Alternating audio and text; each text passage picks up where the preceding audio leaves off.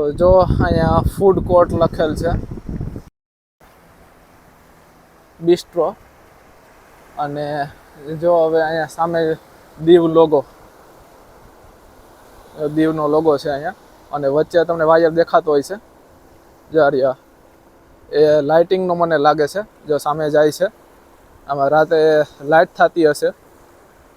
જો કે ત્યાં સુધી આપણે લગભગ કદાચ રોકાવાનું થશે. જો ત્યાં સુધી લાઇટ થાય ત્યાં સુધી આપણે રોકાવાનું થશે તો તમને પણ હું બતાવીશ. અને આપણે સામે જવાની ઈચ્છા છે હવે ઉપર. પહેલાં જો આ સામે જવાય તો ત્યાં ટ્રાય કરશું. તો જો અત્યારે આપણે દીવ લોગો પાસે પહોંચી ગયા છે. અને જો આ ઝીણો સેવાર આમાં લાગેલો છે નીચે. જે આ પથરાળ એરિયો છે ને એમાં વધુ લાગેલો છે. બાકી જો અહીં સુધી દરિયોનું પાણી પહોંચેલું છે. આ બધું હજી ભીનું છે. અને વાહ, આખું ભોંયરા જેવું છે, પણ બહુ વધારે નથી જગ્યા. જો આ ઉપરથી વાયર જાય છે, લાઇટનો જ છે એવું લાગે છે. અને સામે ઉપર ચડવાનું સેટિંગ લગભગ તો આવી જશે. તો હાલો આપણે જવાનો વિચાર કરીએ. હવે આમાં લપસીએ નહીં તો સારું. આમાં જો ઝીણા જીવે છે, થોડુંક સેવારવાળું વધારે છે. લપસવાની તો બીક લાગે છે, થોડા પગ લસરે છે, છતાં પણ હિંમત કરીને જઈએ છીએ.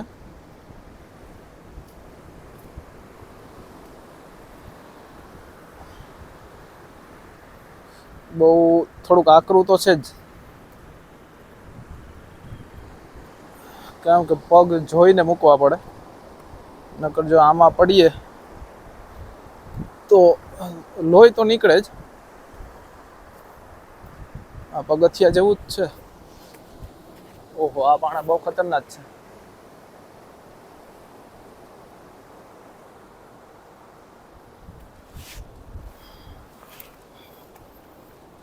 ફાઇનલી પહોંચી ગયા આપણે.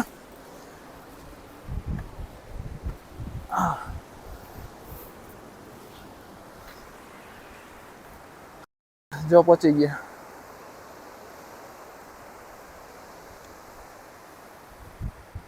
આ છે દીવનો લોગો.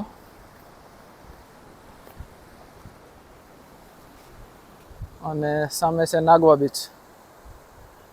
અને આ બાજુ હમણાં સનસેટ થવાની તૈયારીમાં છે. કેમ છે નજારો? કોમેન્ટમાં કહેજો. એટલી મહેનત કરું છું એટલે. હવે જો અહીંથી નજારો.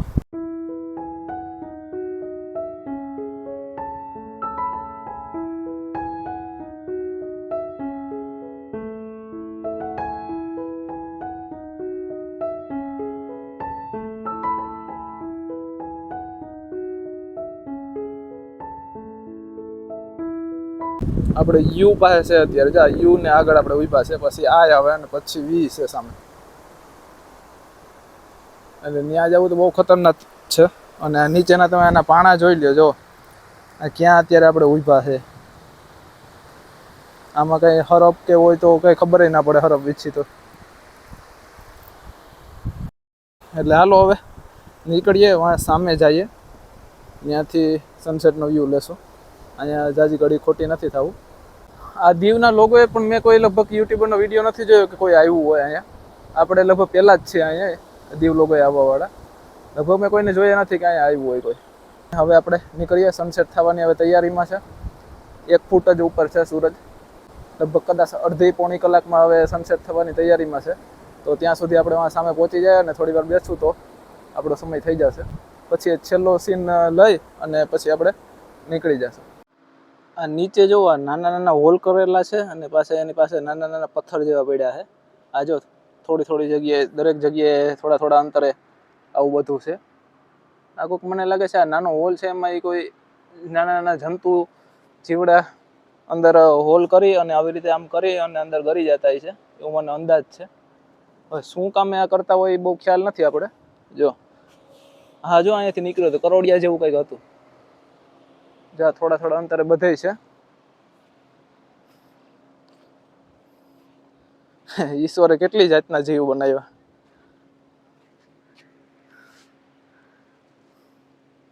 હાલો હવે અડધો ફૂટ જ ઊંચો છે, તો આપણે હવે આપણા જગ્યાએ નીકળીએ. અહીંયા ચોમાસામાં આવ્યા હોય તો જેમ મેં તમને કીધું સર્કિટ હાઉસથી આગળ સનરાઈઝ પોઈન્ટે, એવી રીતે અહીંયા આખું લીલુંછમ ખડ હોય. અને હવે પછી આપણે આમ હાલીને જતા હોય ઉપર, અને ત્યાંથી હવે હું તમને દ્રશ્ય બતાવું તો એ ખાલી તમે ઇમેજિન કરો કે એ સીન કેવો હોય. અને આ બાજુ સનસેટ થતો હોય અથવા તો આ બાજુ સનરાઈઝ થતો હોય.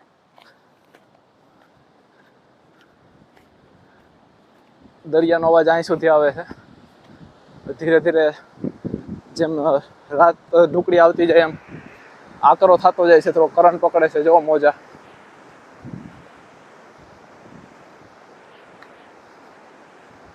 હું જ્યારે આના મોજા જોઉં ને, મોજાના ફીણ મોજા આવતા હોય તો મને એમ લાગે કે એ મળવા આવે છે. અને એના સફેદ ફીણ જોઉં ને, નજીક આવે ને ત્યારે ફીણ થાય, ત્યારે આમ થાય છે કે હસીને મળવા આવે છે એવું લાગે છે. એક ભાઈ ઇન્સ્ટાગ્રામની રીલ બનાવવા માટે આવ્યો હતા, તો મને કે થોડું શૂટ કરી દેતો, જો પાછળ જાય છે તો થોડુંક એને શૂટ કરી દીધું. 15 સેકન્ડની રીલ બનાવવી હતી, આ રીતના બનાવી દે. તો હું કહું હાલો ભાઈ બનાવી દે, અમે તમારે જેટલા તો ઊંચા પ્લેટફોર્મ ઉપર નથી. એને જો કે ખ્યાલ તો આવી ગયો તો હું વિડીયો બનાવતો હતો કે યુટ્યુબર છે. હું કહું હા ભાઈ નાના એવા છે, તો એ કે સારું મારું કામ થોડુંક આસાન થઈ જશે. તો એની થોડીક મદદ કરી દીધી. અને હવે આપણે મોડું થતું હતું એટલે હવે આપણે આપણી મંજિલ તરફ જઈએ છીએ. આખા દિવસથી જેની રાહ જોતા હતા કે છેલ્લે આપણી જે જગ્યા છે ત્યાં આપણે પહોંચી જાય, તો હવે પહોંચી ગયા છે, પહોંચવા આવ્યા છે. જો કે પછી દીવની સિરીઝ કમ્પ્લીટ. જો હજી વાં સામે આપણે ઢોરે પહોંચવાનું છે આ જગ્યાએ. હવે કેડીએ ને કેડીએ જાય છે.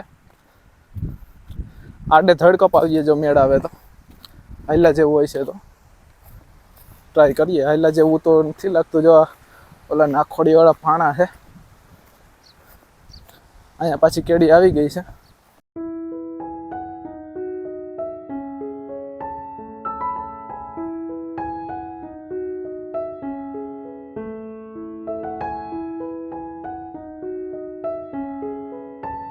જો કે પાછું આપણે ત્યાંથી જવામાં થોડુંક છેટું પડી જશે. જુઓ તમે આ બાજુ, પણ વાંધો નહીં, મોબાઈલમાં આપણે લાઈટ છે જ. જો બટરફ્લાય જો ઉડે સામે.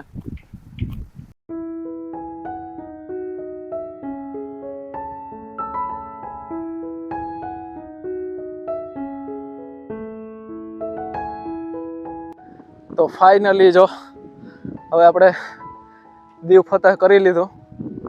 હાવ છેડે આવી ગયા.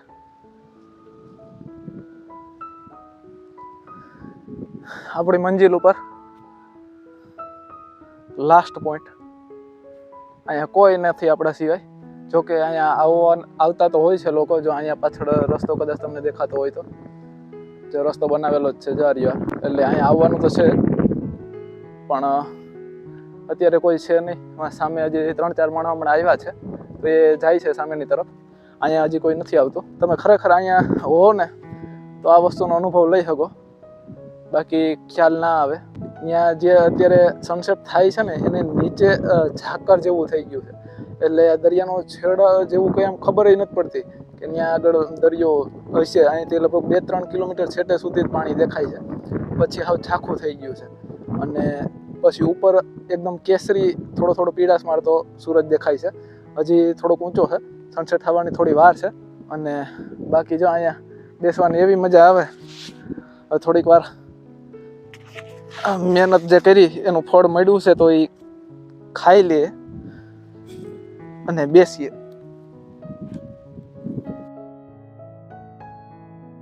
પાછળ સનસેટ થાય છે, થોડુંક વધારે વાઇટ થઈ ગયું. હા દેખાય છે હવે તમને? તો જો પાછળ સનસેટ થાય છે, આવું જો દ્રશ્ય છે. તો બેસવાની જોરદાર મજા આવે છે. સામે દરિયો, પાછળ સનસેટ થાય છે,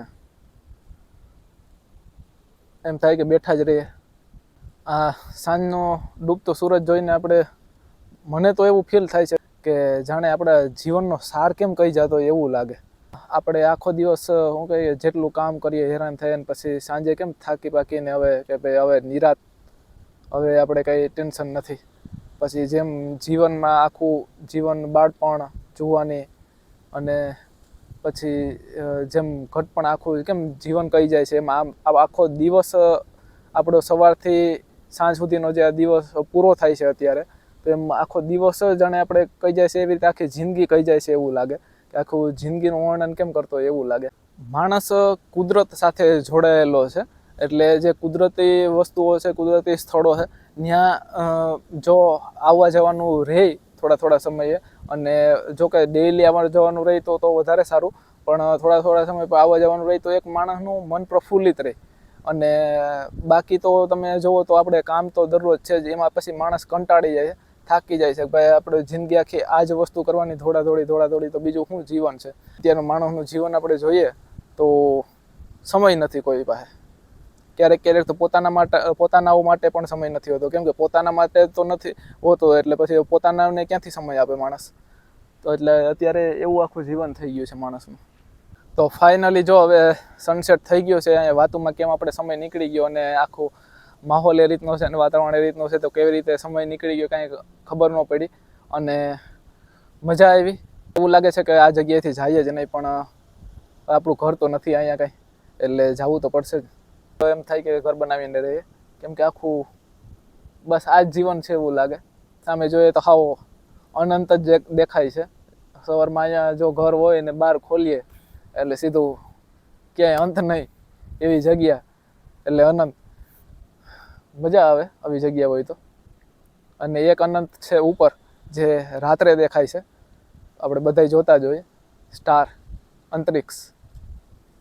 સારું હાલો હવે નીકળીએ. તો જો પાછળ લાઇટિંગ ને થઈ ગયું છે, તમને દેખાતું હોય છે કદાચ, બાકી હું ત્યાં જઈને હમણાં બતાવું.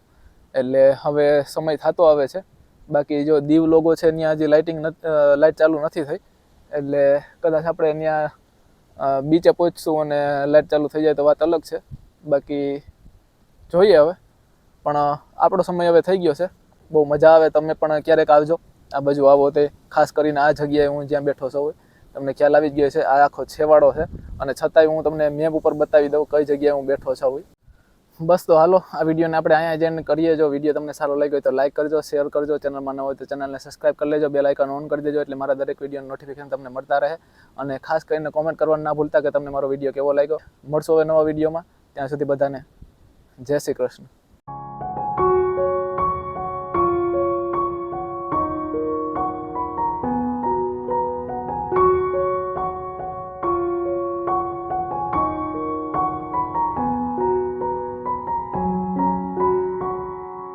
ना ही ये सुबह आएगी फिर कभी और ना ही ये शाम आएगी, इस धरती पर जो पल बीत गया राज उसकी बस याद आएगी.